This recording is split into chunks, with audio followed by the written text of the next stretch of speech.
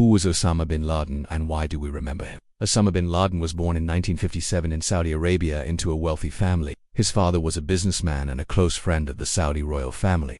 But Osama wasn't interested in business. He was interested in jihad. In the 1970s, he became radicalized and began fighting against the Soviet Union's occupation of Afghanistan. He organized and funded Mujahideen fighters and is believed to have helped drive the Soviets out of Afghanistan in 1989. It was at this point that bin Laden became a hero to many Muslims around the world, especially in Saudi Arabia where he had set up his own training camp for jihad. But bin Laden didn't just want to fight in Afghanistan. He wanted to take the fight to the entire world. And so in 1988, he co-founded the militant Islamist group al-Qaeda with the goal of creating a global Islamic movement that would challenge Western influence, especially that of the United States.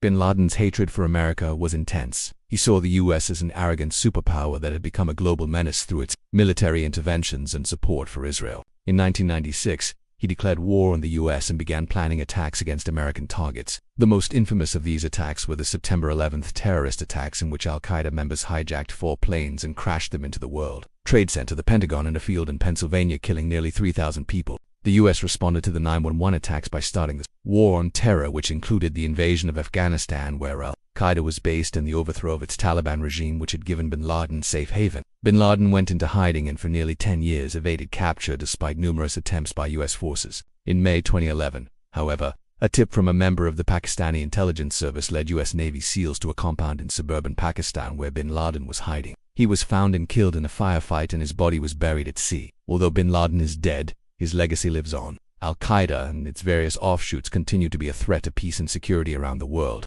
and bin Laden's name continues to be invoked by terrorists and extremist groups. This has been a look at who Osama bin Laden was and why he was such a significant figure in world history. If you want to learn more about bin Laden and the history of Al-Qaeda, check out the resources.